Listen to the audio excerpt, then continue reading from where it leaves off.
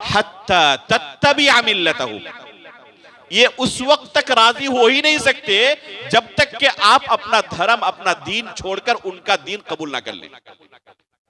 आपके ये सिर्फ मुबारकबादी देने की वजह से और इस तरह उनके त्योहारों में शिरकत करने की वजह से आपसे खुश हो जाएंगे, राजी हो जाएंगे? नहीं हो सकते। कब आपसे राजी होंगे? जब आप अपना दीन छोड़ दें और मुर्तद होना कबूल कर ले, तब आपसे वो राजी होंगे। उससे पहले कभी आपसे वो राजी नहीं हो सकते। ये अल्लाह रब्बुल आलमीन का फरमान है। लिहाजा जो लोग इस खुशफहमी में हैं कि इस तरीके से हम उनको राजी कर लेंगे और इस तरीके से हमारी दुनिया संवर जाएगी, तो मेरे भाइयों, इस तरीके से कभी भी आप उनको खुश नहीं कर सकते। तौहीद का मसला बड़ा हसास मसला है। एक इंसान अपनी तमाम चीजों को गंवाना कबूल कर सकता है सिवाय तौहीद के। यहां तक कि अगर जरूरत पड़े तो जान से भी अगर हाथ धोना पड़े तो उसको भी कबूल किया जा सकता है। हालांकि अगर उसे लगे कि अपनी जान बचा सकता हूं उनको गुमराह करके, तो जान बचाने की रुख्सत है। लेकिन अगर लगे कि कोई फायदा ही नहीं, चाहे हम उनका मजहब कबूल भी कर ले, फिर भी हमें ये नुकसान पहुंचाने ही वाले हैं, तो फिर ऐसे मौके पर कोई फायदा नहीं है। लेकिन अगर कोई ये समझ रहा है कि अपनी जान हम बचा सकते हैं, तो बचाना उसके लिए जायज है और यही उसके लिए हो सकता है कि अफजल हो। बाद में अल्लाह रब्बुल आलमीन के लिए वो इबादत करे, दूसरों को दीन की तरफ लाए, हो सकता है कि बहुत सारी वो नेकियां करके अपने दर्जात को और बुलंद करे। तो ये रुख्सत है, इल्ला मन उकरिहा व क़ल्बुहु मुत्मइन्नुन बिल ईमान। और सलफ की एक जमात ने इस रुख्सत को हासिल किया था जब खल्क़े कुरान का फितना उठा। चंद सलफ सालेहीन थे जो डटे रहे, लेकिन बहुत सारे सलफ सालेहीन ने इस रुख्सत को हासिल किया था। तो रुख्सत अगर कोई हासिल करना चाहे तो इजाजत है। अलबत्ता अजीमत का मसला यही है कि कोई शख्स क्या करे, तौहीद पर डटा रहे। बाद लोग इस मौके पर एक हदीस पेश करते हैं। कौन सी हदीस? जुबाब वाली हदीस, मक्खी वाली हदीस। एक शख्स, अल्लाह के रसूल सल्लल्लाहु अलैहि वसल्लम फरमाते हैं, एक रास्ते से गुजर रहा था और उससे तलब किया गया कि इस रास्ते से गुजरने वाला जब तक इस देवी देवता के ऊपर कुछ ना चढ़ाए तब तक यहां से गुजर नहीं सकता। एक शख्स ने वहां से गुजरना चाहा, यही मुतालबा उससे क्या गया, तो इसने कहा कि मैं कुछ नहीं चढ़ा सकता अल्लाह रब्बुल आलमीन के अलावा किसी दूसरे के नाम पर। तो क्या मुतालबा कहा कि एक मक्खी ही चढ़ा दे बस। कहा कि एक मक्खी तक नहीं चढ़ा सकता, इसको कत्ल कर दिया। तो अल्लाह के रसूल क्या फरमाते हैं कि यह शख्स तौहीद पर कायम रहने की वजह से कत्ल किया गया, इसको जन्नत मिल गई। दूसरा एक शख्स गुजरा उस रास्ते से और उससे मुतालबा किया गया, तो कहा कि एक मक्खी बस चढ़ा दे, आपको छोड़ देंगे। उसने इसे हकीर समझा कि एक मक्खी चढ़ाने से क्या हो जाएगा, और उसने मक्खी चढ़ा के अपनी जान बचा ली। और यह शख्स इस मक्खी के चढ़ाने की वजह से दिन से दस्तबरदार हो गया, क्योंकि अगर कोई इसे हकीर समझता है तो हकीकत में यह हकीर नहीं है। वह हुवा इंदल्लाहि अज़ीम, तहसबूनहु हय्यना वह हुवा इंदल्लाहि अज़ीम। आप गर्चे उसे बहुत मामूली समझते हैं, लेकिन हकीकत में वो मामूली है ही नहीं, वो अल्लाह रब्बुल आलमीन के नजदीक इंतहाई अजीम है। तो इंसान अपने जहन से जिस चीज को मामूली समझता है, जरूरी नहीं कि शरीयत की नजर में वो मामूली ही हो। असलाफ किराम की अगर तारीख बयान की जाए इस तौहीद से कंप्रोमाइज ना करने की, तो घंटों की जरूरत है कि कैसे उन्होंने तौहीद पर साबित कदम रहने के लिए तमाम चीजों को बर्दाश्त किया, तौहीद से कंप्रोमाइज करना गवारा नहीं किया। ये तौहीद सबसे बड़ी हमारी दौलत है। शेख अलबानी रहमहुल्लाह अभी हाल ही में गुजरे हैं, उनकी सीरत पढ़ें। उनको बिदात कबूल करने के लिए क्या ना उनके सामने ऑफर रखा गया और कितनी उनको परेशानी झेलनी पड़ी, लेकिन यहां तक कि आखिर में घर बार छोड़ दिया, घर से निकाल दिया गया, लेकिन फिर भी उन्होंने कंप्रोमाइज की, कोई कंप्रोमाइज नहीं की। घर से निकलना गवारा है, लेकिन तौहीद से कंप्रोमाइज करना गवारा नहीं। इब्राहिम अलैहिस्सलाम का वाक़या कुरान में अल्लाह रब्बुल आलमीन ने तफसील के साथ जिक्र किया है। उनके वालिद आखिर तक क्या कहने लगे, वहजुरनी मलिया, लअरजुमन्नक, कि अगर हमारी बात नहीं मानोगे तो क्या करेंगे, पत्थर से मार मार कर संसार कर देंगे, रजम कर डालेंगे तुम्हें। लेकिन इसके बावजूद इब्राहिम अलैहिस्सलाम ने गवारा किया, तौहीद से फिरना नहीं, तौहीद से फिरना गवारा नहीं है। तो ये सबसे बड़ी दौलत है तौहीद। और तौहीद से मुराद सिर्फ तौहीद ही नहीं है, तौहीद से कंप्रोमाइज की जब हम बात कर रहे हैं तो इससे मुराद अकीदे के तमाम मसाइल हैं। वो तमाम अकायद, बातिल अकायद जिनको कबूल करने की वजह से एक इंसान दायरे इस्लाम से खारिज हो सकता है, वो तमाम बातिल अकायद जिनको कबूल करने की वजह से, जैसे ये बातिल अकीदा है, कुरान को मखलूक कहने का अकीदा, कोई शख्स आपको मजबूर करे कि अल्लाह रब्बुल आलमीन अर्श पर नहीं है तो इसे कबूल करो, तो ये अकीदा कुफरी अकीदा है, ये अकीदा कुफरी अकीदा है। सबसे पहले जाद इब्न दिरहम ने इस अकीदे को इस उम्मत के अंदर दाखिल किया था। जाद इब्न दिरहम से पहले एक बंदा कोई नहीं दिखा सकता, और जाद इब्न दिरहम, इसकी सजा क्या मुतय्यन की गई, अभी कहा आपके सामने कि इसे तमाम उलमा के मशवरे से खालिद बिन अब्दुल्लाह अल-क़ुसैरी रहमहुल्लाह ने लोगों के मजमे में कत्ल किया था। उससे पहले इस उम्मत के अंदर ये बिदअत थी ही नहीं, ये पहला बंदा है जिसने ये बिदअत ईजाद की थी। और आज मुसलमानों की कितनी बड़ी तादाद है, आप किसी से जाके पूछे अल्लाह रब्बुल आलमीन कहाँ है, तो क्या कहेगा, अल्लाह रब्बुल आलमीन हर जगह है। कुछ लोग क्या कहते हैं, अल्लाह रब्बुल आलमीन हमारे दिलों में है। नऊज़ु बिल्लाहि मिन ज़ालिक। एक कव्वाली बहुत ज्यादा मशहूर है, क्या कहते हैं, हस्बी रब्बी जल्लल्लाह माफी कल्बी गैरुल्लाह, कहते हैं बहुत सारे लोग। कुफरिया कलमा है ये कलमा कुफरिया कलमा है। माफी कल्बी गैरुल्लाह, मेरे कल्ब में, दिल में अल्लाह के सिवा कुछ नहीं। ये अकीदा वहदतुल वजूद का अकीदा है। और सलफ़ सालिहीन कहा करते थे कि ये सबसे खतरनाक किस्म का कुफरी अकीदा है, जो इब्न अरबी सूफी ने उठाया था कि अल्लाह रब्बुल आलमीन के अलावा किसी चीज का वजूद नहीं है। जो तमाम चीजें हमें नजर आती हैं, फिर वो क्या है, तो कहते हैं वो सिर्फ नजर का धोखा है, वो हकीकत में सिर्फ वजूद अल्लाह का ही है। एक बंदा जो अल्लाह की इबादत करता है वो आबिद भी है, माबूद भी है। नऊज़ु बिल्लाहि मिन ज़ालिक। इसलिए कि वजूद सिर्फ अल्लाह का है। डॉक्टर असरार अहमद इसी वहदतुल वजूद के अकीदे को प्रचार करने वाले थे, जिंदगी भर इसका प्रचार करते रहे, और कुरान की आयत से हुवल अव्वल वल आखिर वल ज़ाहिर वल बातिन से इस्तेदलाल करते थे इस कुफरिया अकीदे के ऊपर, और कहते थे कि ये आयत नस्से क़त्ई है वहदतुल वजूद के सबूत के लिए। नऊज़ु बिल्लाहि मिन ज़ालिक। हालांकि इस आयत का माना खुद अल्लाह के रसूल सल्लल्लाहु अलैहि वसल्लम ने बयान किया है। इस आयत का माना क्या है, अंतल अव्वलु फलैस क़ब्लका शै व अंतल आखिरु फलैस बअदका शै व अंतल ज़ाहिरु फलैस फ़ौक़का शै व अंतल बातिनु फलैस दूनका शै। खुद अल्लाह के रसूल ने एक एक कलमे की तशरीह की। तो हम उस अकीदे को कबूल करेंगे जो अल्लाह के रसूल ने बयान किया, या उस अकीदे को जो डॉक्टर असलमा बयान कर रहे हैं। आज देखें हमारे कितने नौजवान इन लोगों से दीन सीखते हैं, और कौन सा दीन सीखते हैं, जो कुफ्र पर मबनी है। कितने लोग हैं जो जमात इस्लामी के लिटरेचर पढ़ते हैं, मौलाना मौदूदी की तफसीर पढ़ते हैं, तफहीमात पढ़ते हैं, और उसमें मौलाना मौदूदी ने तौहीद के बारे में क्या नजरिया पेश किया है। मैं सिर्फ चंद चीजें आपको पढ़ के सुनाता हूं। हमने कहा ना कि जब सही इल्म होगा तो बातिल इल्म जब उनके सामने पेश किया जाएगा, बातिल अकीदा पेश किया जाएगा, तो इंसान उसको कबूल नहीं करेगा। लेकिन अफसोस की बात यह है कि हमारे इस मुआशरे में अस्मा व सिफात के बारे में सही इल्म बयान ही नहीं किया जाता। शाज़ व नादिर कभी इस मौजू को गुफ्तगू का मौजू बनाया जाता है और बयान किया जाता है।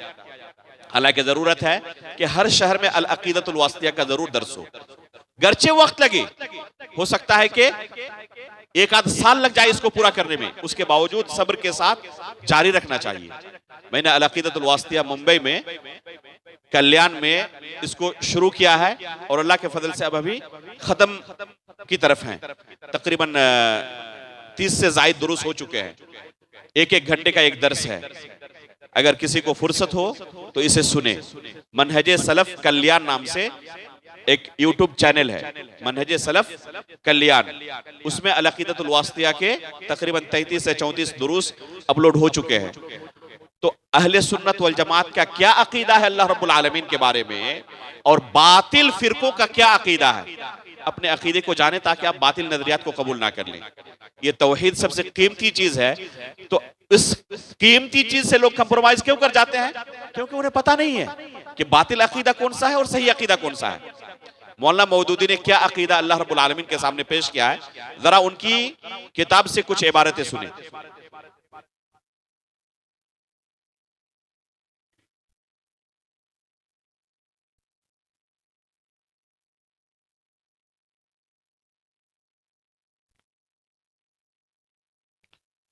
कहते हैं कि एक जगह अल्लाह रब्बुल आलमीन का तारुफ पेश करते हुए, तफहीमुल कुरान की इबारत है ये, वो अज्जा से मुरक्कब वजूद नहीं है जो काबिल तज्जिया व तकसीम हो, जो कोई शक्ल सूरत रखता हो। अल्लाह रब्बुल आलमीन की सूरत का इनकार। सही बुखारी के अंदर अल्लाह रब्बुल आलमीन की सूरत साबित है, और सलफ कहते थे जो अल्लाह की सूरत का इनकार करे वो जहमी है, और यहां पर सूरत का इनकार कर रहे हैं। जो किसी जगह में रहता हो या कोई चीज उसके अंदर जगह पाती हो, जिसका कोई रंग हो, जिसके कुछ आदा हो, जिसकी कोई सिमत और जहत हो, अल्लाह रब्बुल आलमीन की कोई जहत नहीं, अलल इतलाक जहत का इनकार। और इसमें अल्लाह रब्बुल आलमीन की जहत उलू व हुवल अलीयुल अज़ीम, अल्लाह ने कुरान में कहा अल्लाह रब्बुल आलमीन क्या है? सबसे बुलंदो बाला है, अर्श के ऊपर है, और अर्श मखलूकात में सबसे आला मखलूक है, और अल्लाह रब्बुल आलमीन अर्श पर मुस्तवी है। ये अकीदा है कुरान का, और यहां पर मौलाना मौदूदी जहद का इनकार कर रहे हैं। अर्श के बारे में इनका अकीदा क्या है? सुम्मा इस्तवा अलल अर्श, अल्लाह रब्बुल आलमीन ने कुरान में कहा। उसके बारे में कहते हैं तफहीमुल कुरान में कि इसका माना है फिर तख्ते हुकूमत पर जलवागर हुआ। ये बातिल तफसीर है, सलफ़ सालिहीन ने ये तफसीर नहीं की है। तख्ते हुकूमत पर अल्लाह रब्बुल आलमीन जलवागर हुआ, यानी अल्लाह रब्बुल आलमीन हाकिम बने। इससे पहले अल्लाह की हुकूमत नहीं थी। इसका मतलब कि इससे पहले अल्लाह की रब्बुल आलमीन की हुकूमत नहीं थी। तो ये अल्लाह रब्बुल आलमीन के इस्तिवा अलल अर्श होने का इनकार है। इसी तरीके से सूरह हूद की आयत नंबर 7, वकाना अर्शुहु अलल मा, इसकी तफसीर में क्या कहते हैं? इसका तर्जुमा करते हुए कहते हैं, रहा ये इरशाद कि खुदा का अर्श पहले पानी पर था, तो उसका मफहूम हमारी समझ में, आप होते कौन है समझ अपनी पेश करने वाले, आपकी समझ से हम अल्लाह रब्बुल आलमीन के बारे में, अल्लाह रब्बुल आलमीन के बारे में अकीदा रखेंगे, या सहाबा इकराम ताबईन ने जो समझा है वो मफहूम हम कबूल करेंगे? कहते हैं हमारी समझ में यह आता है कि खुदा की सल्तनत पानी पर थी, अर्श पानी पर नहीं, बल्कि खुदा की सल्तनत पानी पर थी। और अर्श का माना सल्तनत के करना ये किनका तरीका है? ये गुमराह फिरकों का तरीका है, अहले सुन्नत वल जमात का तरीका नहीं। अहले सुन्नत अल्लाह रब्बुल आलमीन को कहां पर मानते हैं? सलफ़े सालिहीन अल्लाह रब्बुल आलमीन को अर्श पर मानते हैं। इसी तरह कहते हैं मगर ये बात, तफहीमुल कुरान में जिल्द नंबर 6 सफ़ा नंबर 75 में कहते हैं, मगर ये बात बहरहाल काबिल तसव्वुर नहीं है कि अल्लाह ताला अर्श पर बैठा होगा और 8 फरिश्ते उसको अर्श समेत उठाए हुए होंगे। कुरान में अल्लाह रब्बुल आलमीन ने कहा, क्या कहा? वयहमिलु अर्श रब्बिका फौक़हुम यौमइज़िन समानिया।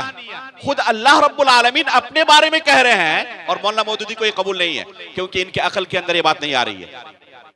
कुरान में अल्लाह ताला खुद कह रहे हैं अपने बारे में, वयहमिलु अर्श रब्बिका फौक़हुम यौमइज़िन समानिया, और कहते हैं बहरहाल ये काबिल तसव्वुर नहीं है कि अल्लाह ताला अर्श पर बैठा होगा और 8 फरिश्ते उसको अर्श समेत उठाए हुए होंगे।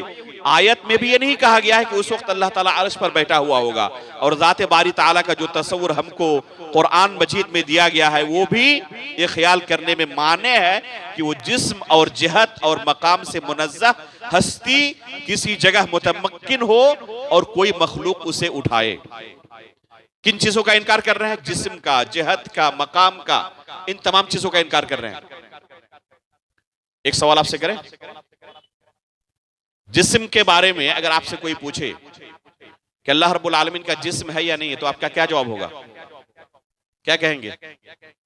अल्लाह का जिस्म है या नहीं है? जी, अफसोस की बात है कि इन मसाइल का तज़किरा नहीं किया जाता और अहले हदीस जमात के नौजवान भी इन अकायद से वाकिफ नहीं। बहुत अफसोस की बात है ये। जिस्म के बारे में अगर कोई शख्स हमसे सवाल करे तो हम उससे पूछेंगे कि जिस्म से मुराद आपकी क्या है? ये लफ्ज कुरान के अंदर वारिद नहीं हुआ है, अल्लाह के रसूल की हदीस के अंदर अल्लाह रब्बुल आलमीन के लिए वारिद नहीं हुआ है। अगर वो बंदा कहे कि जिस्म से मुराद हमारी ये है कि अल्लाह रब्बुल आलमीन का चेहरा है, अल्लाह रब्बुल आलमीन के हाथ हैं, कदम है, कमर है, अल्लाह के उंगलियां हैं, पोर हैं, तो हम कहेंगे कि अल्लाह रब्बुल आलमीन के लिए हम इन चीजों को साबित करते हैं क्योंकि अल्लाह रब्बुल आलमीन ने साबित किया है। लिहाजा जिस्म से मुराद आपकी अगर यही है, जिन चीजों को अल्लाह ने अपने लिए साबित किया है, तो इन चीजों को हम साबित करते हैं और आपसे गुजारिश करते हैं कि यही अगर आपकी मुराद है तो आप लफ्ज वही इस्तेमाल करें जो अल्लाह रब्बुल आलमीन ने इस्तेमाल किया है। जिस्म का लफ्ज अल्लाह ने इस्तेमाल नहीं किया, जिस्म का लफ्ज अल्लाह ने इस्तेमाल नहीं किया और आपकी मुराद अच्छी है, आपकी मुराद बातिल नहीं है। जब आपसे हमने तफसील पूछी तो आपने सही अकीदा बयान किया कि हमारी मुराद जिस्म से है कि अल्लाह रब्बुल आलमीन का चेहरा है, तो हम मानते हैं अल्लाह रब्बुल आलमीन का चेहरा है। अल्लाह रब्बुल आलमीन की 2 आंखें हैं, तो हम मानते हैं अल्लाह की 2 आंखें हैं। तो हम कहेंगे कि आपकी मुराद अच्छी है, लिहाजा आपको चाहिए कि इस्तेमाल आप लफ्ज कौन सा करें? जो लफ्ज अल्लाह ने खुद अपने लिए इस्तेमाल किया है, और अल्लाह ने जिस्म अपने लिए इस्तेमाल नहीं किया। चाहते तो अल्लाह रब्बुल आलमीन इस्तेमाल कर सकते थे, तो ये गैब की चीज है, हम इस लफ्ज को इस्तेमाल नहीं करेंगे। और अगर वो इसकी तफसीर ये करे कि जिस्म से मुराद हमारी ये है कि अल्लाह रब्बुल आलमीन गोश्त, पोश्त, हड्डी और खून वगैरह से मुरक्कब जिस्म है, तो हम कहेंगे कि अल्लाह रब्बुल आलमीन इस जिस्म से जो आपके ज़हन में है बरी है। अल्लाह रब्बुल आलमीन ने कहीं पर इस जिस्म का तज़किरा अपने लिए नहीं किया। लिहाजा ये लफ्ज क्या है? दोनों का एहतिमाल रखता है, बातिल माने का भी, सही माने का भी। तो इसलिए सामने वाले से हम पूछेंगे कि इस लफ्ज से आपकी मुराद क्या है। वो अगर सही माना मुराद ले तो हम उससे गुजारिश करेंगे कि इस सही माने को कहने के लिए सही लफ्ज का भी आप इंतखाब करें, जो लफ्ज अल्लाह ने अपने लिए इस्तेमाल किया है, अल्लाह के रसूल ने अल्लाह रब्बुल आलमीन के लिए इस्तेमाल किया है। और अगर आपकी मुराद बातिल है तो हम कहेंगे कि ये बातिल माना है, अल्लाह रब्बुल आलमीन इस जिस्म से पाक है। मौलाना मौदूदी ये अकीदा पेश कर रहे हैं, हमारे नौजवान पढ़ेंगे तो इस बातिल अकीदे को कबूल नहीं करेंगे। अब कितनी बातों को बयान किया जाए, पूरी तफसीर इसी बातिल अकीदे पर कायम है उनकी। पूरी तफसीर तफहीमुल कुरान की अगर कोई पढ़े तो अकीदे का जनाजा निकल जाएगा। और हमारे कितने नौजवान हैं जो इसको हिर्ज़ जान बनाए हुए हैं। मेरे भाइयों, ये दुनियावी जिंदगी आपकी खत्म होगी, कब्र में पहुंचेंगे ना तो पहला सवाल इसी अकीदे के बारे में होगा आपसे, मर रब्बुक। और यही तस्वुर आप अपने रब का अपनी जिंदगी में करते रहे और इसी रब की इबादत करते रहे जो रब हकीकत में है ही नहीं। हमारा रब इस तरह तो नहीं है, हमने अपने रब को इस तरह नहीं पाया कुरान और हदीस के अंदर जो तस्वुर मौलाना मौदूद ने दिया है। ये किसी दूसरे रब की बात कर रहे हैं। तो अगर किसी दूसरे रब को इंसान अपनी जिंदगी में इबादत करता रहे उसकी और उसी को पेश करे तो अल्लाह रब्बुल आलमीन के पास काबिल कबूल होगा? तो अकीदे का मसला बड़ा सेंसिटिव है, बड़ा हसास है, इसलिए ज़रूरत है कि हम इसमें मेहनत करें, अपने अकीदे को सीखें। अल्लाह रब्बुल आलमीन से हम दुआ करते हैं कि अल्लाह रब्बुल आलमीन सबसे पहले हमें सही अकीदा सीखने की तौफीक अता फरमाए। मेरी एक किताब है, मैंने इसी हसासियत को ख्याल करते हुए एक बहुत ही पतली किताब तकरीबन 8 सफ़े में छपी हुई है, इअ्तिक़ादु अहली सुन्नत वल जमाअह फिल ईमान बिल्लाहि ताला। अरबी ज़बान में असल किताब है, और इन मुतून को अरबी ज़बान में लिखने का मकसद मेरा यह है कि हमारे तलबा जो मदरसों में पढ़ते हैं इन मुतून को हिफ्ज कर लें सूरह फातिहा की तरह, ताकि कोई बातिल अकीदे वाला उसको आके कभी शिकार ना कर सके। और मस्जिदों के अंदर अलग अलग इलाकों में अलग अलग जबानों में, जिस जबान के लोग जहां पर पाए जाते हो, इस अकीदे को लोगों के सामने तफसील के साथ समझाया जाए। ये दीन की बुनियाद है मेरे भाइयों, ये दीन की बुनियाद है। बहुत सारे मसाइल के बारे में आप अगर इल्म ना भी हासिल करें ना, तो एक आम शख्स माजूर करार पाएगा। उलमाए किराम इन मसाइल को पढ़ेंगे समझेंगे, लेकिन एक आम शख्स तौहीद के मसाइल को अगर ना समझे तो बहुत अफसोस की बात है। अल्लाह रब्बुल आलमीन इस इल्म का सीखना हमारे लिए आसान कर दे और तौहीद के ऊपर आखिरी सांस तक हमें जमे रहने की तौफीक अता फरमाए। आमीन तक़ब्बल रब्बुल आलमीन व सल्लल्लाहु अलैहि व सल्लम मुहम्मद।